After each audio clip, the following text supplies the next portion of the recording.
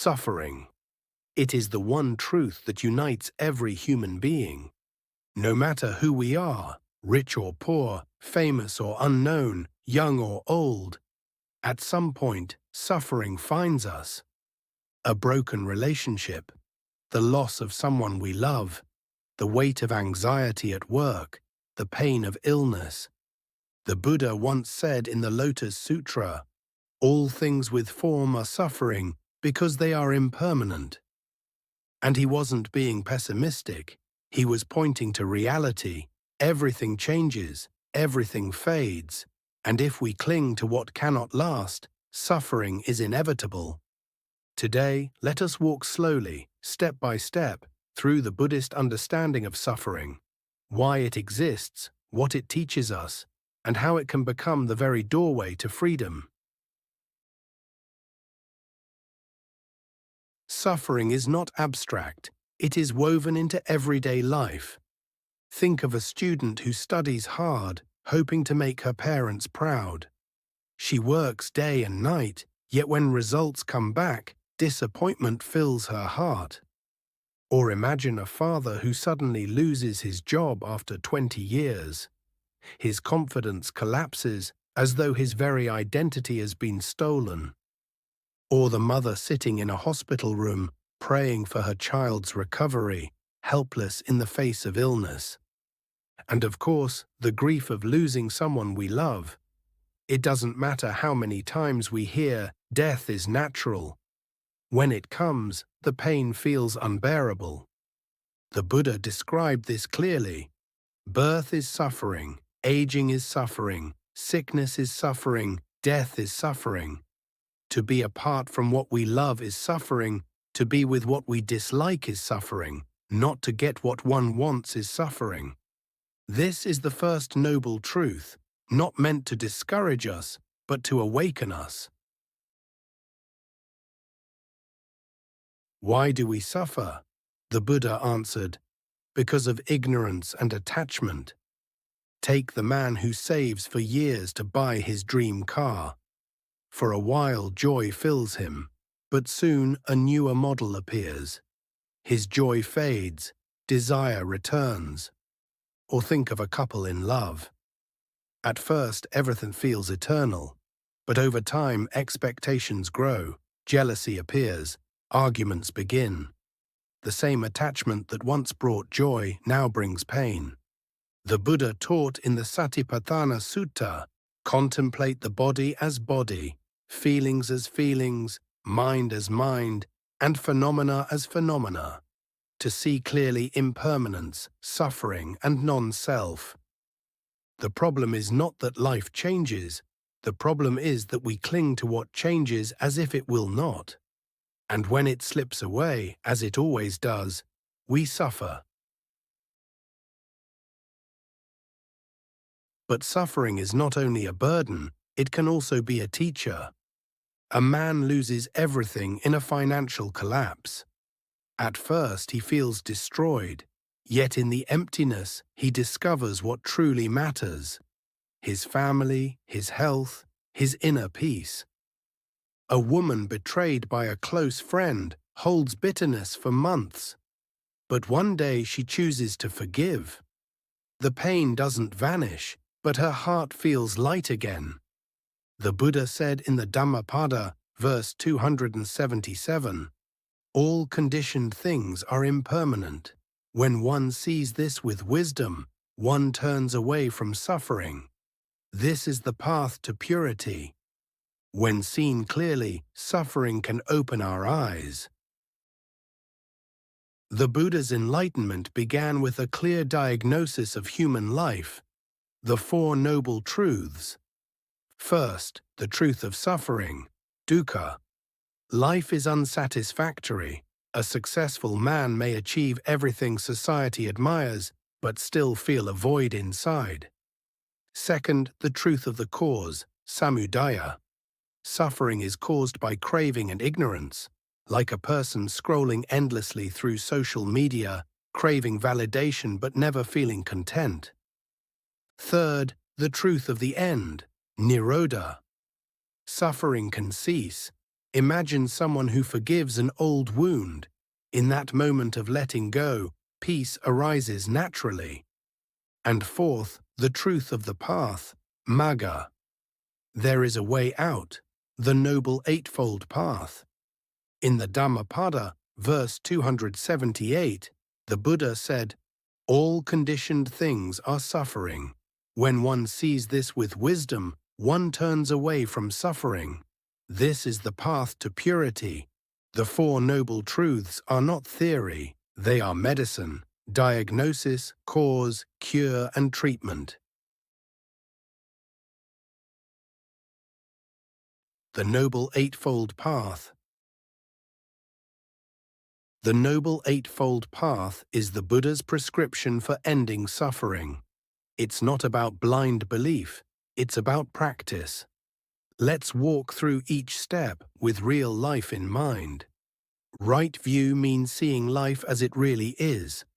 For example, when a relationship ends, instead of saying my life is ruined, we see it as part of impermanence. With right view, we understand pain without letting it define us. Right intention is choosing thoughts of compassion, non-violence, and letting go. Think of a nurse who, though exhausted, chooses kindness again and again. Her intention shapes her actions. Right speech is about speaking words that heal, not harm. A teenager who chooses to comfort a friend with honesty and care, instead of harsh judgment, is practicing right speech.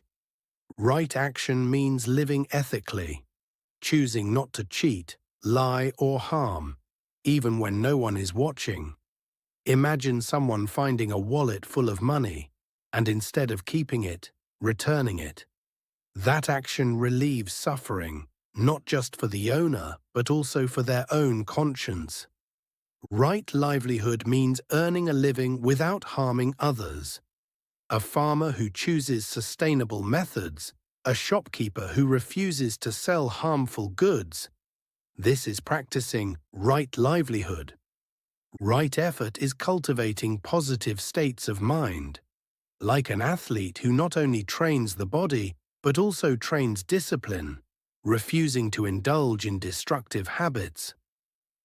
Right mindfulness means being fully present. Think of a father putting away his phone to truly listen to his child's story. That moment of presence is mindfulness in action.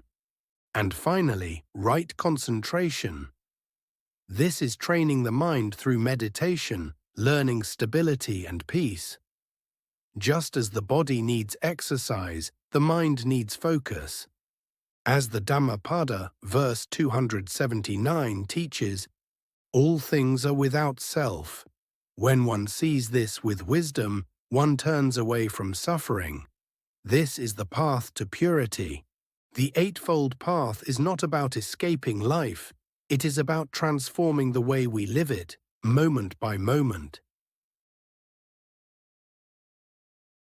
The story of the Buddha's enlightenment. Siddhartha Gautama was once a prince, surrounded by luxury. But when he saw old age, sickness, and death, he realized no wealth could protect him. He left his palace, practiced harsh austerities for 6 years, nearly starving himself. But he saw that self-denial was not the answer either. Finally, under the Bodhi tree, he sat in meditation. There he saw suffering, its cause, its end, and the path beyond. He awakened. In the Dhammapada, verses 153 to 154, he said, "Through many a birth I wandered in samsara, seeking but not finding the builder of this house. Painful is repeated birth. O house builder, you are seen. You shall build no house again. Your rafters are broken, your ridgepole shattered. My mind has attained the unconditioned. Achieved is the end of craving. This was the moment suffering was transcended." So what does this mean for us? It means suffering is not an enemy. It is a mirror showing us impermanence. If we face it with wisdom, We learn to let go. We learn to live with compassion and presence. The Buddha never promised a perfect world. He promised freedom from craving, from fear, from the endless cycle of dissatisfaction. As he said, no one escapes suffering, but those who let go of craving find true peace. Suffering is not the end of the story, it is the beginning of awakening. Before we end, let's take a few moments to practice together. Sit comfortably. Close your eyes if you wish. Take a slow, gentle breath in and a slow breath out. Notice the sensations in your body, the rise and fall of your chest, the touch of air on your skin. Now bring to mind something in your life that feels heavy, a worry, a pain, a loss. Just acknowledge it. You don't need to push it away, simply recognize this too is suffering. Now silently say to yourself, suffering is part of life. I am not alone. Breathe in and feel compassion for yourself. Breathe out and release the tension in your body. If your mind wanders, gently bring it back to the breath. In and out. Now extend compassion beyond yourself. Think of someone you love who may be struggling. With each breath, send them kindness. May you be free from suffering. May you find peace. Finally, extend this compassion to all beings. Every person you pass on the street carries joys and sorrows, just like you. Whisper silently, may all beings be free from suffering. May all beings live in peace. When you are ready, slowly open your eyes. Notice how you feel. Even a few minutes of mindfulness can bring light into our suffering. If this message and practice brought value to your heart, please like, share, and subscribe. Together, let's keep walking the path of wisdom and compassion.